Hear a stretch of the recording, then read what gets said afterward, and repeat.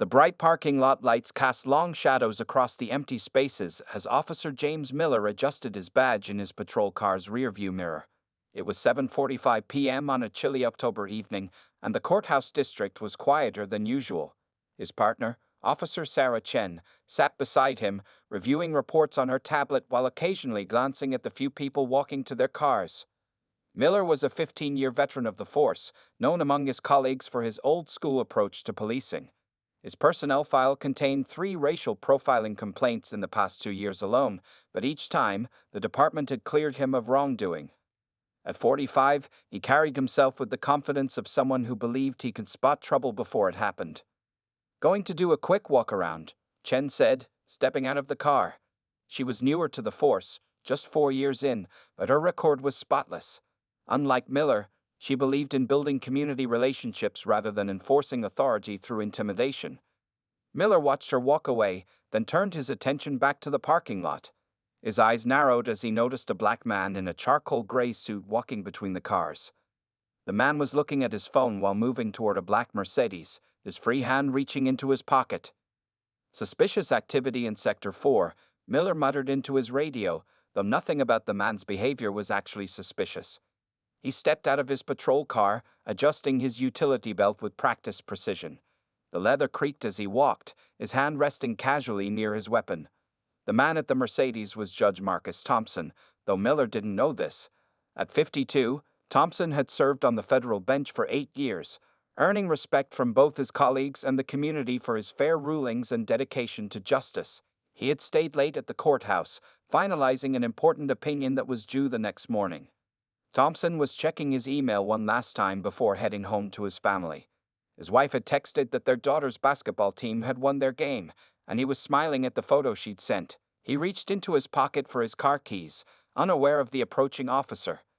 Miller's boots scraped against the concrete as he walked, his pace quickening. The sound made Thompson look up from his phone, his expression changing from relaxed to cautious as he noticed the officer's aggressive stance.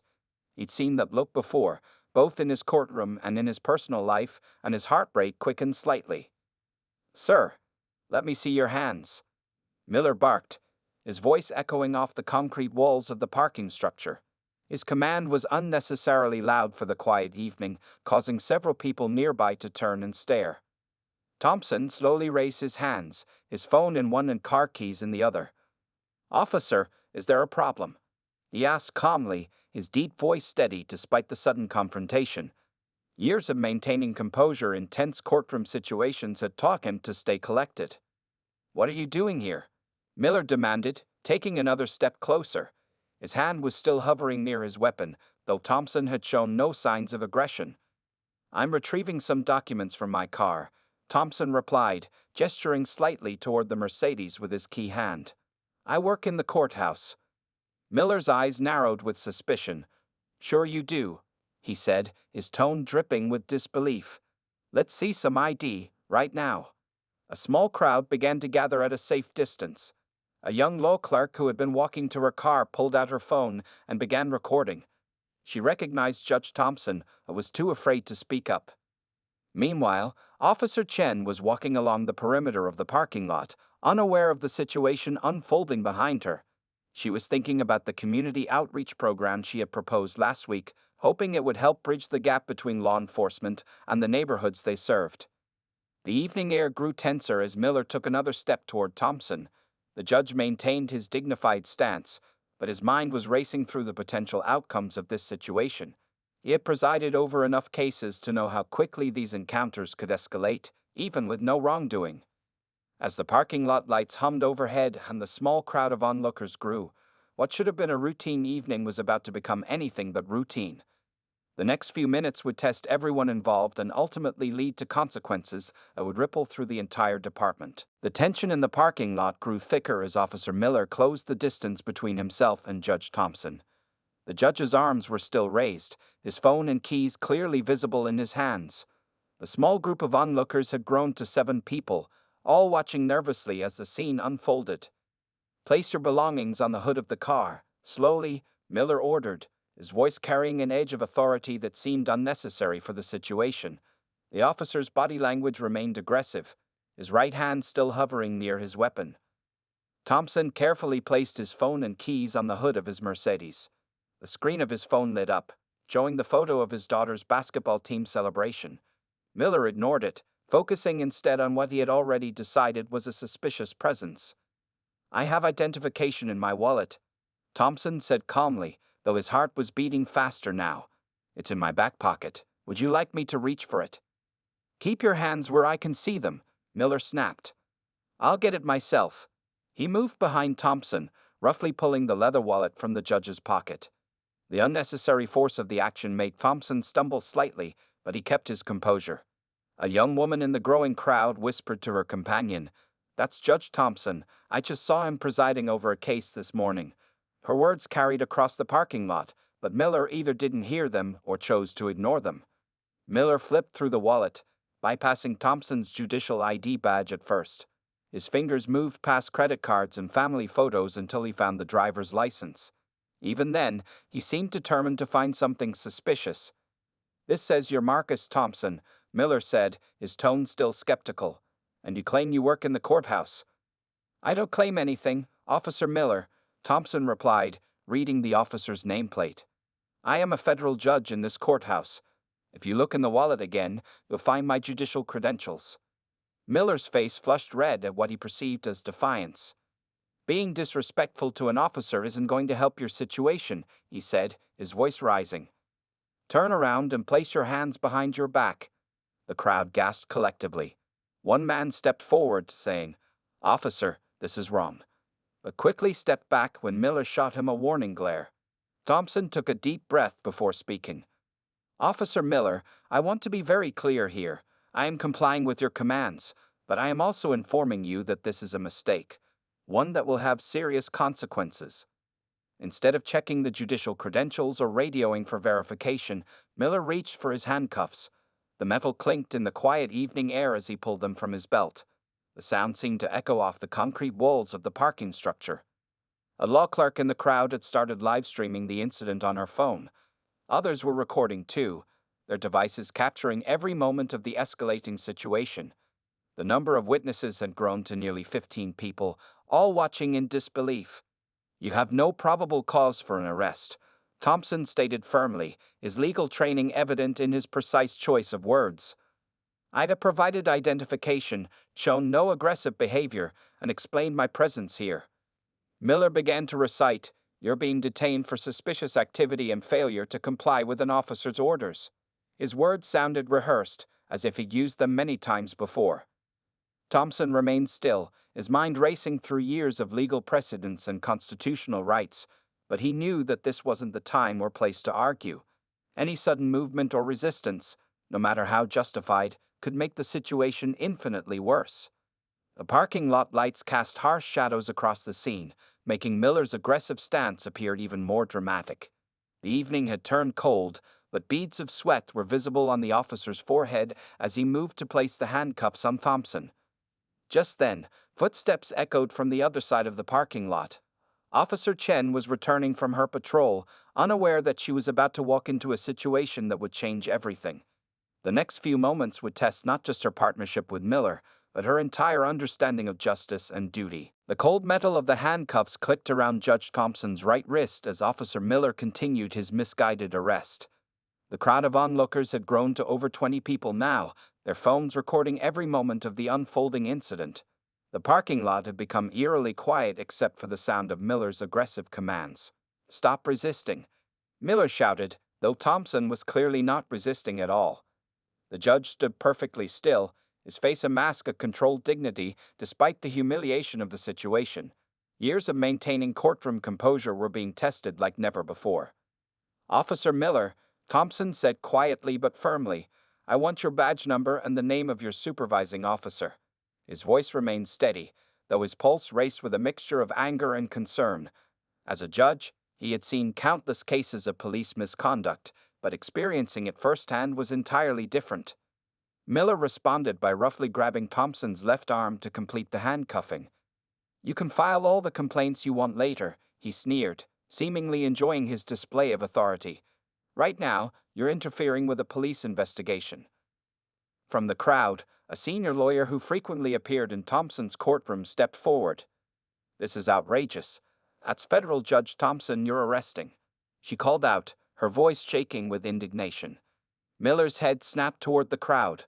"Stay back, or you'll be next," he threatened, his face reddening further. "This is a police matter." His reaction only served to draw more attention to the situation, with several more people arriving to witness the scene. Thompson felt the second handcuff close around his left wrist, the metal digging into his skin more tightly than necessary. His expensive suit jacket was now wrinkled from Miller's rough handling, and his tie had become slightly askew. Still, he maintained his composure, knowing that his response to this situation could have far-reaching consequences.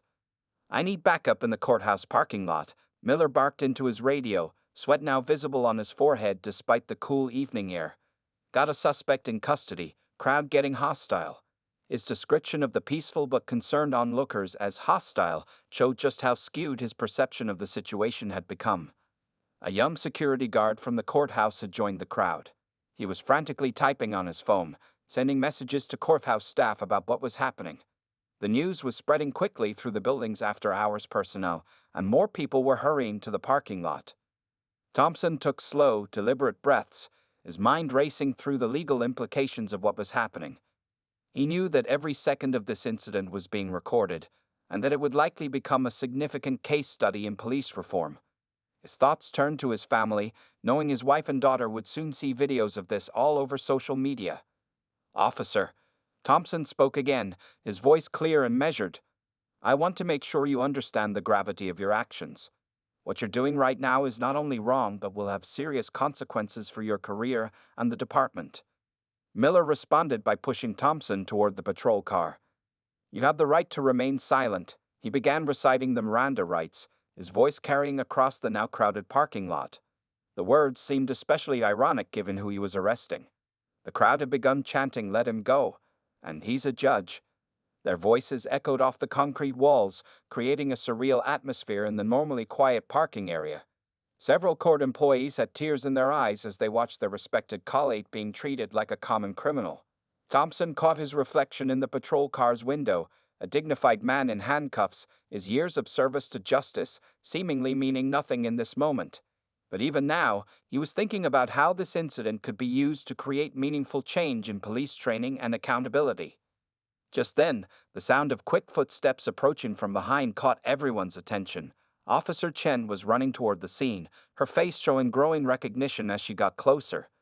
The next few moments would completely change the direction of this incident, but the damage to trust and dignity had already been done. Officer Sarah Chen's eyes widened with horror as she got closer to the patrol car.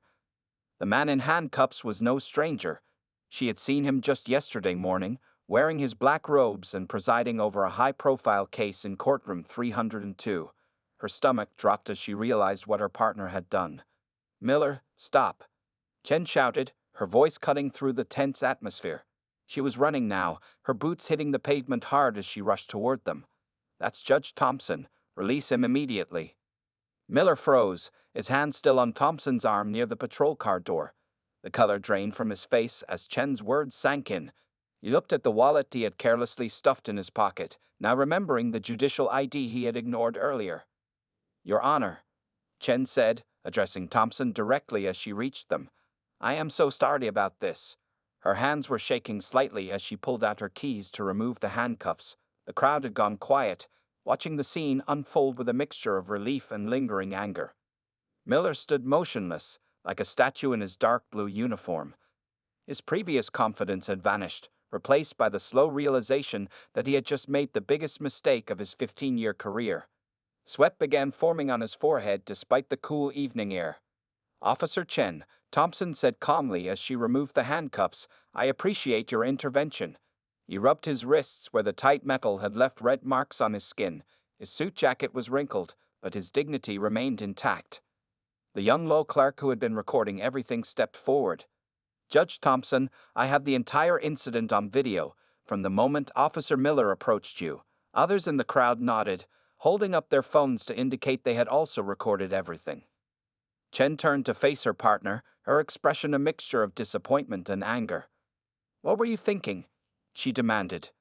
"Did you even look at his ID properly?" The shame on Miller's face was answer enough. Thompson straightened his tie and smoothed his jacket, every movement deliberate and controlled. The parking lot lights illuminated his face, showing a man who had maintained his composure through an ordeal that would have broken many others. "Officer Miller," Thompson said, his voice carrying the weight of his judicial authority, "I will need your badge number, your supervisor's name, and a copy of the incident report." He paused, looking directly at Miller. "And I expect all of these to be on my desk first thing tomorrow morning." Miller finally found his voice, though it came out weak and shaky. "Your Honor, I didn't realize." He stumbled over his words, looking nothing like the confident officer who had been so aggressive just minutes before. "That's precisely the problem, isn't it?" Thompson replied. "You didn't realize, and you didn't try to realize. You saw exactly what you wanted to see, and you acted on your prejudices rather than facts." The crowd had grown even larger now, with courthouse security personnel and late working staff gathering at the scene. Phones were still recording, capturing every word of the exchange. Someone in the back of the crowd was already on the phone with a local news station. Chen stood protectively near Thompson, her body language making it clear she wouldn't let her partner make any more mistakes. "Your Honor, would you like me to call someone for you?" she asked, her professional training kicking in despite her emotional turmoil. "No need, Officer Chen," Thompson replied, picking up his phone and keys from the hood of his car where they had been left. "But I would appreciate it if you would document everything you witnessed here tonight. The truth needs to be recorded by honest officers as well." Miller remained rooted to the spot, his career flashing before his eyes. The weight of his actions was finally hitting him. He had just handcuffed a federal judge based on nothing but his own biased assumptions. As Thompson finally opened his car door, he turned to address both officers one last time. "This incident will have consequences," he said quietly. "Not just for you, Officer Miller, but for the entire department. Sometimes it takes a moment like this to bring about necessary change." The next morning, Judge Thompson's incident had already made headlines across the city. The courthouse buzzed with activity as reporters gathered outside, their cameras and microphones ready to capture any statement from those involved.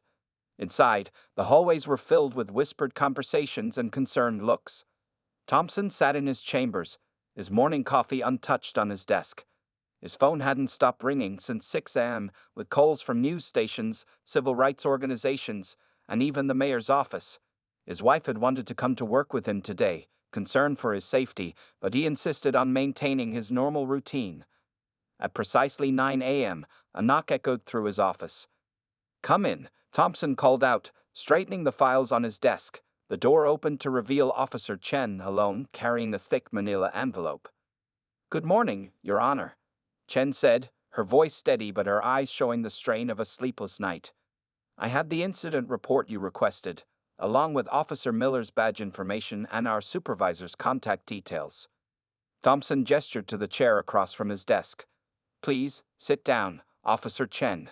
He opened the envelope, reviewing its contents carefully. "I see Officer Miller isn't here himself." "No, Your Honor," Chen replied, her hands folded tightly in her lap. "He's been placed on administrative leave pending investigation, but I wanted to come personally to apologize again for what happened." The judge looked up from the papers, studying Chen's face.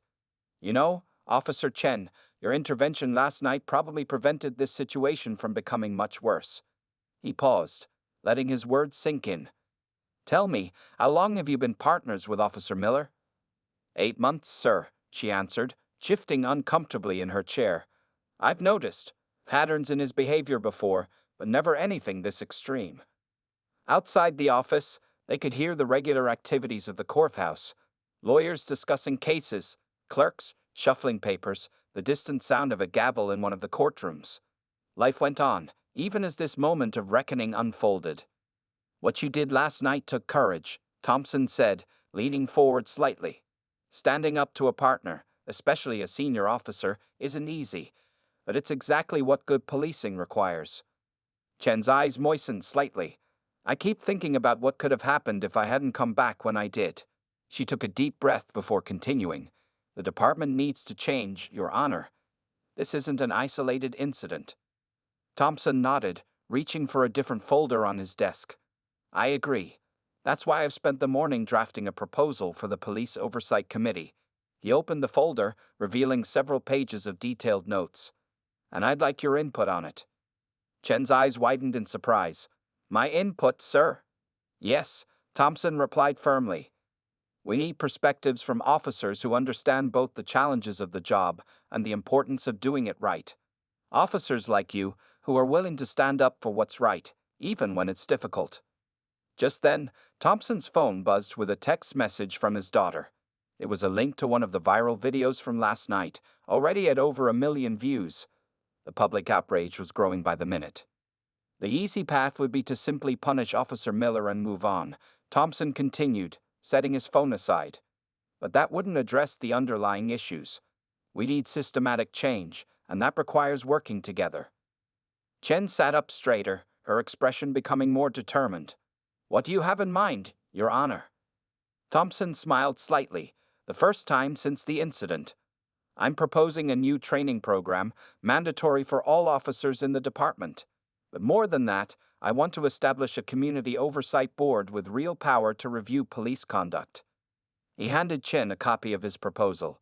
"I'd like you to review this, Officer Chen. Your insights could help make this program more effective."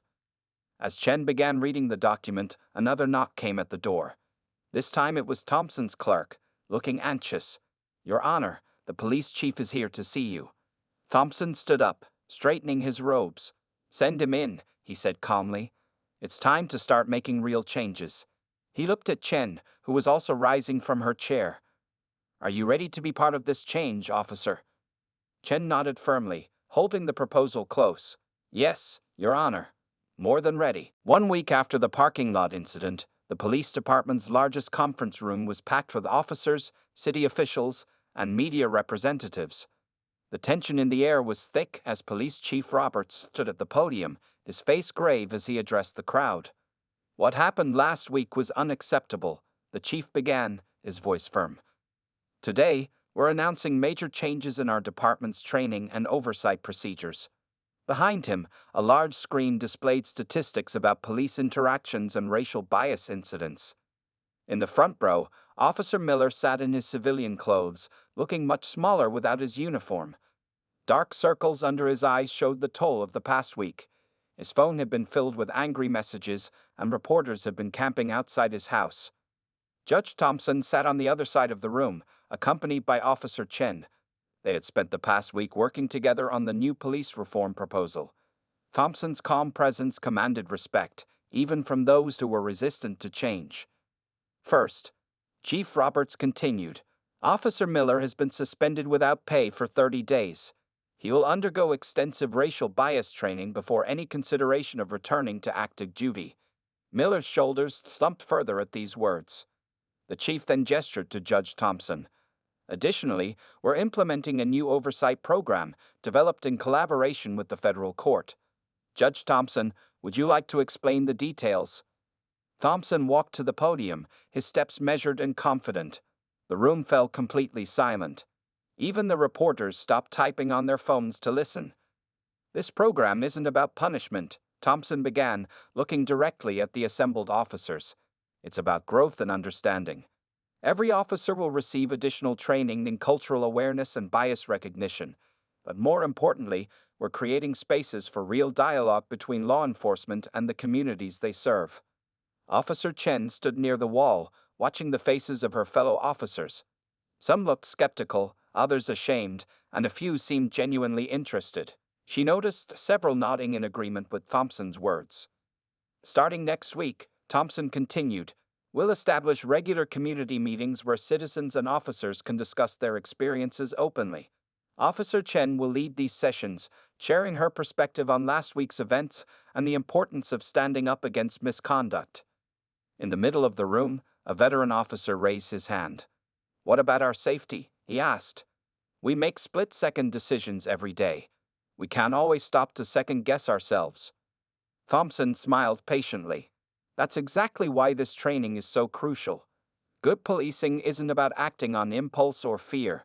It's about making informed decisions based on facts, not assumptions."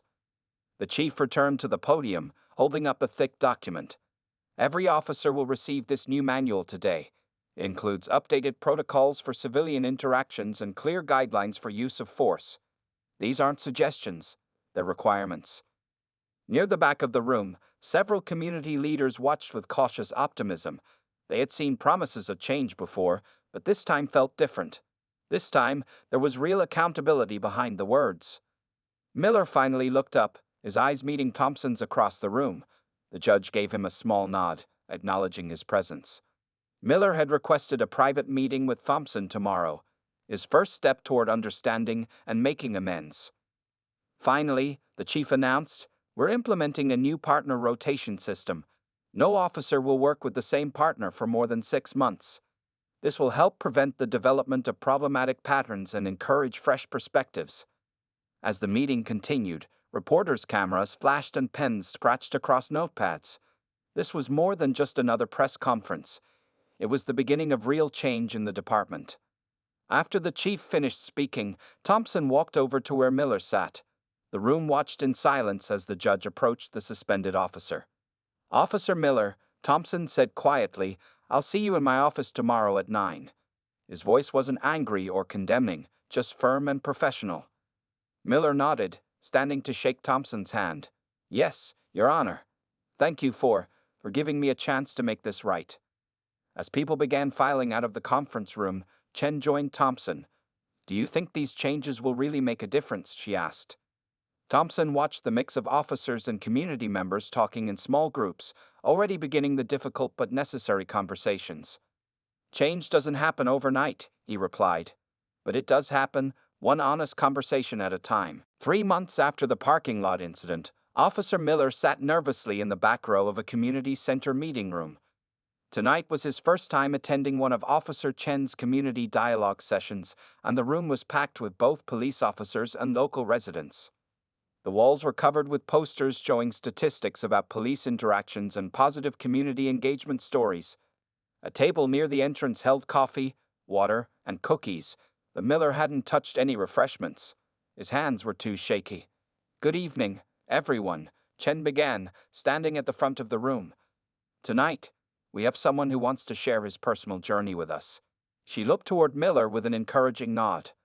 "Officer James Miller has completed his suspension and training period, and he's here to talk about what he's learned." Miller's heart pounded as he walked to the front of the room. He recognized some faces in the crowd, people who had witnessed his terrible mistake that night, others who had seen the viral videos. His mouth felt dry as he reached the podium. "My name is James Miller," he started, his voice slightly trembling. 3 months ago, I made a mistake that changed my life.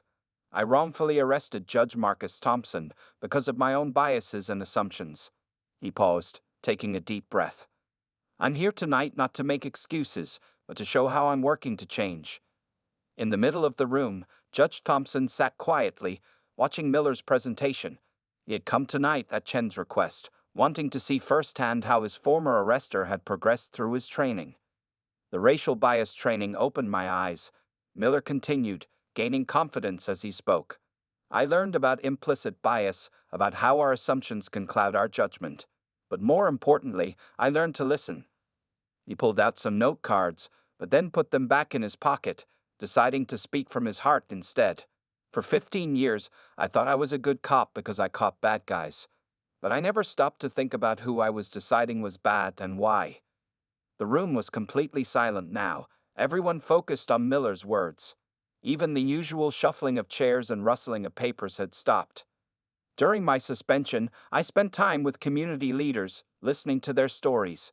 I heard about fathers teaching their sons how to act around police, about mothers worrying every time their children leave the house." Miller's voice cracked slightly. "As a father myself, these stories hit me hard." Judge Thompson nodded slightly, remembering his own similar conversations with his children.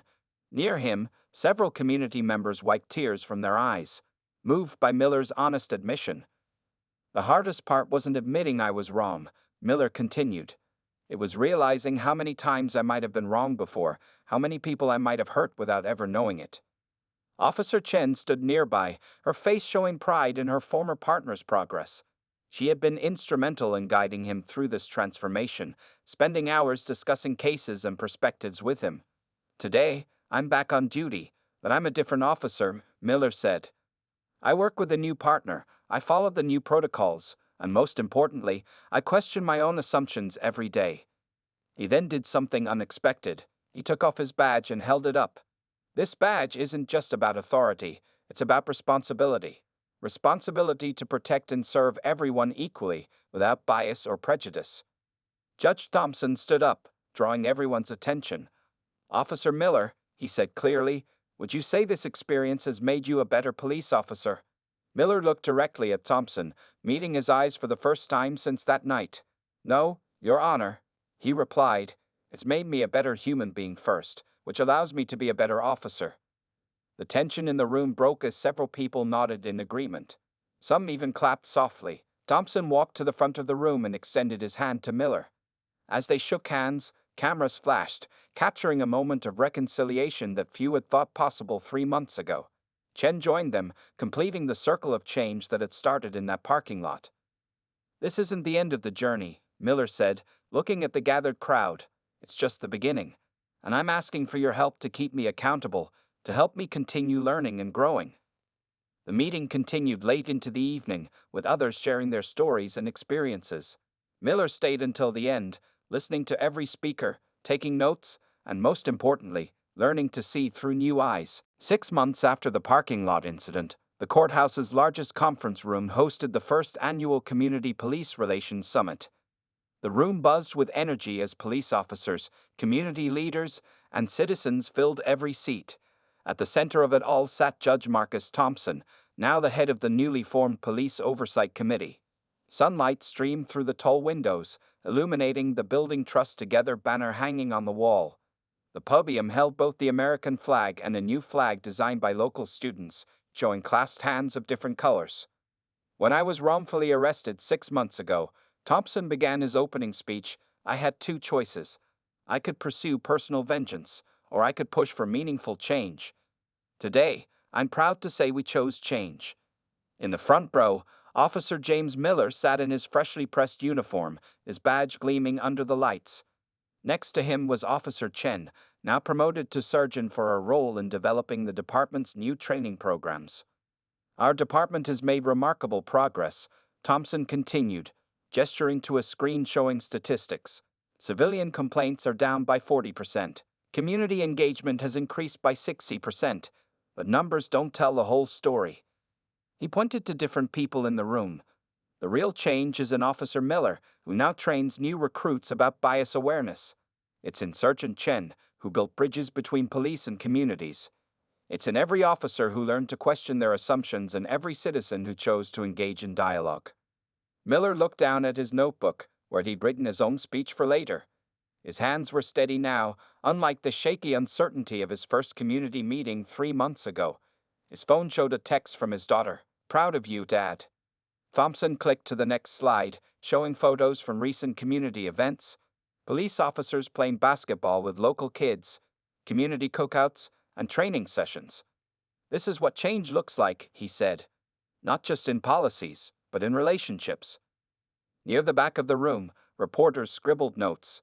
This story had evolved from a viral video of police misconduct into something more powerful, a model for other cities struggling with similar issues. Officer Miller, Thompson called out, "Would you join me up here?"